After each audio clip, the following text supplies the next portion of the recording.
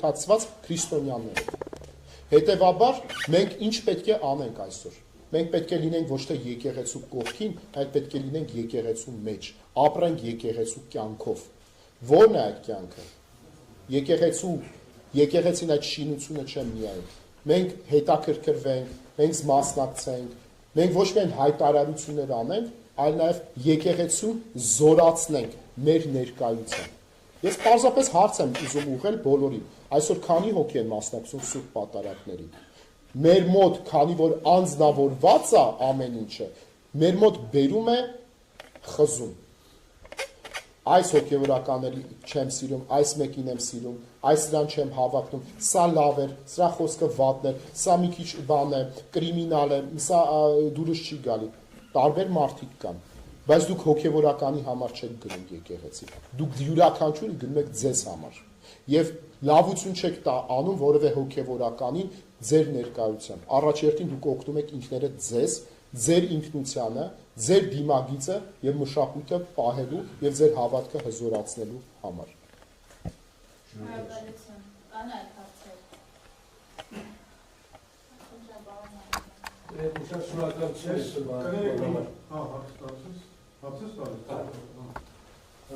Մեր այս շարքը, որը կոչվում է հայկական օրակարգ, երկու խնդիր ունի, մեկ քննարկումներ, իրավիճակի վերլուծություններ, պատմություն, տեսակետներ, բայց մեր նպատակը նաև ստեղծել հայկական օրակարգ, որի բովանդակությունը հետևյալն է, լավ, ինչ անել, ինչպես դուրս գանք այս վիճակից։ Հիմա ակնհայտ է, որ պետական երկու լրջակուն ինստիտուտներ, իշխանություն եւ հոգեվոր դաս, բախման մեջ են եւ վերքեր վերլուծությունը ցույց է տալիս, որ էսկալացիա է գնում, մարման չի գնում, չգիտես ուր ենք հանդիպում, ինչի ենք հասնելու։ Որն է ձեր կարծիքը, մոտեցումը, հանգուցալուծումը, ովքեր են այն դատավորները, միջնորդները, խոհերները, ողջախոհները, որոնք կարող են ոչ թե կրակը թեժացնել, այլ վերել մի վիճակի, որ իմունիտետը դրսի մարտահրավերների ուժեղանա։ Մենք էգզիստենցիալ լուրջ պրոբլեմի մեջ ենք, որը կարող է շատ վատ հետևանքներ բերել։ Իհարկե դուք վերջնական դեղատոց դժվարացած մեզ համար դժվար, բայց կարծիքները թե ինչպես կարելի է այս վիճակից դուրս գալ, մեզ համար շատ կարևոր է։ Շատ բարի։ Դուք օրինակ հիմա ասացիք մենք օրակարգ ենք, հայկական օրակարգ։ Ուրեմն այդ օրակարգը պետք է լինի ազգային։ Մեր այսօրվա խնդիրը, որ հայկական օրակարգ չկա։ Այսօր մեր հասարակությունը ինքը բաժանված է։ Հայ հասարակությանը կարող է միավորել մեկ կառույց։ Դա Մայրաթոր Սուրբ Էջմիածինն է։ Հարվածների պատճառը դա է։ Օրակարգը հայկական է, կձևավորվի պետությունը կամ իշխանությունը։ Ինչպես պետք է անենք, համախմբվենք միավորող կառույցի շուրջ։ Իմ կարծիքն է, կարող է սուբյեկտիվ լինի, բայց ես կարծում եմ այսօր 1700 ամյա եկեղեցուին դա միակ կառույցն է մնացել, որ ինքը կարող է համախմբել։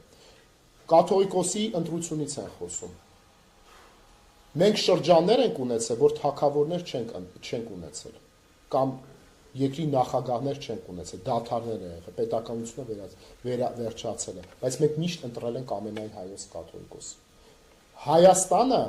ինքը միայն չի ընտրում հայությունը կաթողիկոս, սփյուռքն է ընտրում կաթողիկոս։ Հետևաբար կաթողիկոսը լինելով ինստիտուտ, ներկայացնելով ինստիտուտ, մենք պետք է ամենահայկական, ամենահայկական մշակութային, քրիստոնեական կառույցի շուրջ հավաքվենք։ Դա եկեղեցին է։ Հիմա էսկալացիայից ենք խոսում։ Էսկալացիան, ինչպես հասկանում ենք, անբեկանելի է։ Դադարը մենք չենք տեսնում, շատ խորն է գնում։ Այսինքն ամեն օր երբ որ արթնանում ենք, սպասում ենք, որ լավ, այսօր կմոռացվի, այս հարցն է կփակվի, այս աղետն էլ կանցնի, բայց տեսնում ենք, որ թեժանում է ամեն ինչը։ Ինձ մեկ բան է շատ նեղացնում, անտարբերությունը։ Մեր ժողովուրդը եւ նշածս ակադեմիկոսները, գիտնականները, մտավորականությունը իրենք անտարբեր են։ Եթե մենք անտարբերության այս զգացողությունը հաղթահարեցինք, կունենանք ամենահայկական օրակարգը։ Շնորհակալություն, պարոն Զուրաբյան, խոսքն եք ասում։ Մենք բոլորս ականատես ենք, որ Հայաստանի ներկա վարչապետ Փաշինյանը հաստորեն փորձում է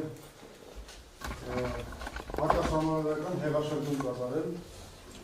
հայ առաքելական եկեղեցու ներսում։